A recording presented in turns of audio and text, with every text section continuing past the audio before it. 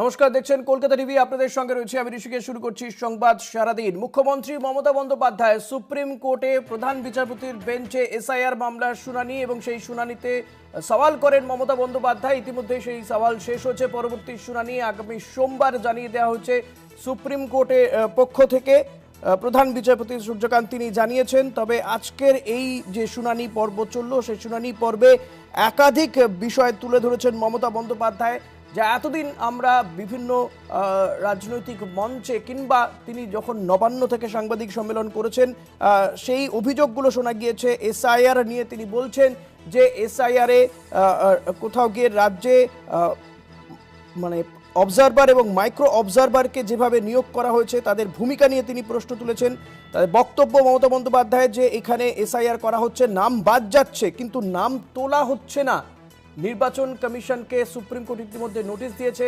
এই মামলা পরবর্তী শুনানি আবার সোমবার। সমস্ত মামলা শুনানি কিন্তু সোমবার হবে। এই এসআইআর মামলার পরবর্তী শুনানি। এবং মমতা বন্দ্যোপাধ্যায় তিনি খোদ আজকে সওয়াল করেন, মানুষের ওপর বুলডোজার চালিয়ে দেওয়া হচ্ছে এসআইআর নাম করে। এই কথা বলেন। লজিক্যাল ডিসক্রিপেন্সির নাম এভাবে বাদ দেওয়া যায় না। লজিক্যাল ডিসক্রিপেন্সির নাম করে নাম বাদ দেওয়া হচ্ছে বলে তিনি সুপ্রিম কোর্টে দাঁড়িয়ে সওয়াল করেছেন, অভিযোগ করেছেন। মানুষের উপর বুলডোজার চালানো চক্রান্ত হয়েছে বলে দাবি করেছেন মমতা বন্দ্যোপাধ্যায়।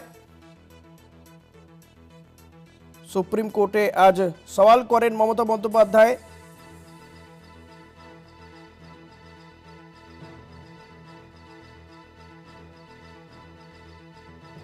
সুপ্রিম কোর্টে মমতা বন্দ্যোপাধ্যায় তিনি নিজে দাঁড়িয়ে সওয়াল করেছেন। মমতা বন্দ্যোপাধ্যায়ের আইনজীবী যদিও ছিলেন শ্যাম দেওয়ান, তিনি সওয়াল করেন, কিন্তু মমতা বন্দ্যোপাধ্যায় তিনিও সওয়াল করেন। 1,36,00,000 নাম লজিক্যাল ডিসক্রিপেন্সির তালিকায় রয়েছে। এসআইআর নিয়ে শুনানির মাত্র আর বাকি 4 দিন রয়েছে। 63 লক্ষ শুনানি এখনও বকেয়া পড়ে রয়েছে বলে দাবি করা হয়েছে। শুনানিতে মাইক্রো অবজারভার বা অবজারভারদের ভূমিকা নিয়ে প্রশ্ন তুলে সওয়াল করা হয়েছে। 8,300 মাইক্রো পর্যবেক্ষক নিয়োগ করা হয়েছে। সংবিধানের নিয়ম মেনে নিয়োগ করা হয়নি বলে দাবি। আধার কার্ড, ওবিসি সার্টিফিকেট, এই ধরনের সব নথি গ্রহণ করা হচ্ছে না বলে সওয়ালে জানিয়েছেন মমতা বন্দ্যোপাধ্যায়। মানুষেরা এসআইআর শুনানিতে 4-5 ঘন্টা দাঁড়িয়ে রয়েছেন। আদালতের নির্দেশে লজিক্যাল ডিসক্রিপেন্সির তালিকা প্রকাশের কথা ছিল। কেন তালিকায় নাম নেই সাধারণ মানুষের জানা উচিত। শুনানি বলার অনুমতি চেয়ে মমতা বন্দ্যোপাধ্যায় তিনি কিন্তু এই দাবিগুলোই রেখেছেন বলে জানা যাচ্ছে। সুপ্রিম কোর্টে আজ এসআইআর মামলার শুনানি। এবং মমতা বন্দ্যোপাধ্যায় আরও যেটা বলেছেন সওয়াল করতে গিয়ে, যে সমস্ত মহিলার বিয়ে হয়ে গিয়েছে তাদের পদবি পরিবর্তন হয়, সেখানেও লজিক্যাল ডিসক্রিপেন্সি বলে নাম বাদ দিয়ে দেওয়া হচ্ছে বা শুনানিতে তলব করা হচ্ছে। আদালতের যে নির্দেশ, সেই নির্দেশকে, সুপ্রিম কোর্টের নির্দেশকে অমান্য করা হচ্ছে। আদালত আধার কার্ড বৈধ বলে জানিয়েছিল, কিন্তু সেই আধার কার্ড নেওয়া হচ্ছে না। লজিক্যাল ডিসক্রিপেন্সির যে তালিকা টাঙাতে বলা হয়েছিল, সেই তালিকাও এখনো পর্যন্ত টাঙানো হয়নি। এই সওয়ালগুলো করেছেন, এই অভিযোগগুলো করে মমতা বন্দ্যোপাধ্যায় সওয়াল করেছেন। সুপ্রিম কোর্টে দাঁড়িয়ে তিনি নিজে খোদ সওয়াল করেন। অন্য রাজ্যে জাতি শংসাপত্র নথি হিসেবে গ্রাহ্য করা হয়েছে, কিন্তু আমাদের রাজ্যে অর্থাৎ বাংলাতে সেটা গ্রাহ্য করা হচ্ছে না। মাইক্রো পর্যবেক্ষকদের নিয়োগ বিজেপি শাসিত রাজ্যগুলো থেকে করা হয়েছে এবং এদের নিয়োগ করা হয়েছে কেবল নাম বাদ দেওয়ার জন্য। এই অভিযোগও করেছেন মমতা বন্দ্যোপাধ্যায় সুপ্রিম কোর্টে সওয়াল করতে গিয়ে।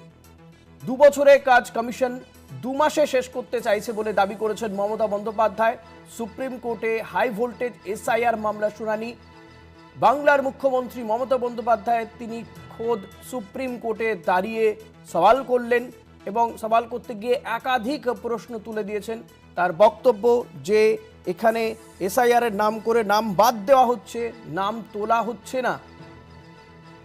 পাশাপাশি তার আরও বক্তব্য, এই এসআইআরে যে এসআইআর করতে গিয়ে যে মাইক্রো অবজারভার বা যে অবজারভার নিয়োগ করা হয়েছে, সেই সমস্ত মাইক্রো অবজারভারকে নিয়ে আসা হয়েছে বিজেপি শাসিত রাজ্যগুলো থেকে, যাদের মূলত কাজ নাম বাদ দেওয়ার জন্যই তাদেরকে ব্যবহার করা হচ্ছে বলে মুখ্যমন্ত্রী মমতা বন্দ্যোপাধ্যায় সুপ্রিম কোর্টে দাঁড়িয়ে সওয়াল করতে গিয়ে কথা বলেছেন। এবং মুখ্যমন্ত্রী বলেছেন যে খসড়া তালিকায় যে 58 লক্ষ নাম বাদ গিয়েছে, যাদের মধ্যে অনেককেই মৃত বলে বলা হচ্ছে, যাদের অনেকে জীবিত রয়েছেন, তাদেরকে মৃত বলে দেখানো হয়েছে খসড়া ভোটার তালিকাতে। সুপ্রিম কোর্টের এই মামলার সাথে আরও বেশ কিছু যে এই এসআইআর সংক্রান্ত মামলা রয়েছে, তা পরবর্তী শুনানি হবে আগামী সোমবার। সুপ্রিম কোর্ট মমতা বন্দ্যোপাধ্যায়ের যে সওয়াল, সেই সওয়াল শুনেছেন। আজ কি হলো সুপ্রিম কোর্টে এই শুনানি পর্বে, মমতা বন্দ্যোপাধ্যায়ের সওয়াল, সমস্ত কিছু নিয়ে কথা বলবো পীযূষ কান্তি নাগের সঙ্গে। পীযূষ, দেখো, আজকে শুনানির শুরুতেই আইনজীবী শ্যাম দেওয়ান বলেন যে 50,000-এর বেশি নামের ক্ষেত্রে যে খুবই সামান্য গরমিল দেখা যাচ্ছে, কিন্তু 2002 সালের ইলেকটোরাল রোল ছিল বাংলায়, কিন্তু এবার সেটা ইংরেজিতে। ফলে অসুবিধা হচ্ছে, সামান্য নামের বানানের গন্ডগোল আছে, এগুলো ক্ষেত্রে সাধারণ মানুষ সমস্যায় পড়ছে। প্রধান বিচারপতি সূর্যকান্ত এর উত্তরে বলেন, রাজ্য সরকার যদি কিছু উপযুক্ত আধিকারিকদের কাজে নিযুক্ত করে যাতে সহযোগিতা করতে পারে কমিশনকে, যারা নির্বাচন কমিশনকে জানাতে পারবে এগুলো সামান্য ভুল। মমতা বন্দ্যোপাধ্যায় এর পরই প্রধান বিচারপতির দৃষ্টি আকর্ষণ করে তিনি সওয়াল শুরু করেন।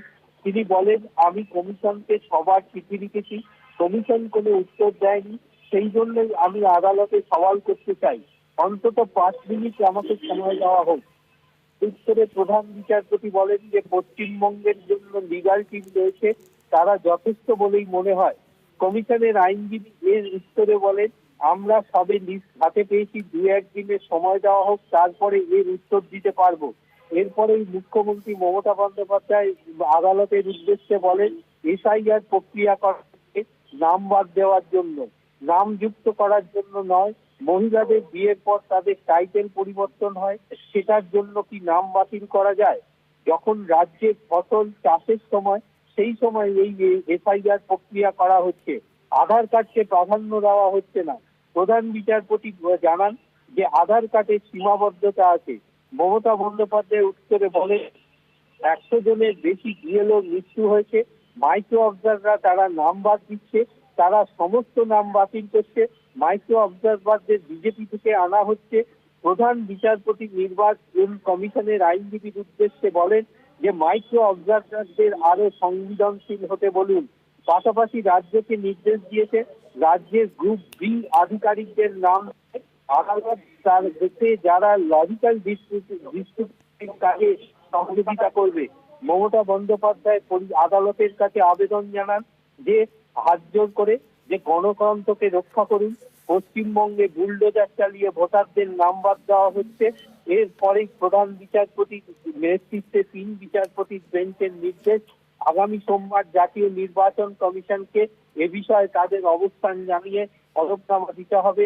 আগামী সোমবার এই মামলার শুনানি গ্রহণ করবে সুপ্রিম কোর্ট।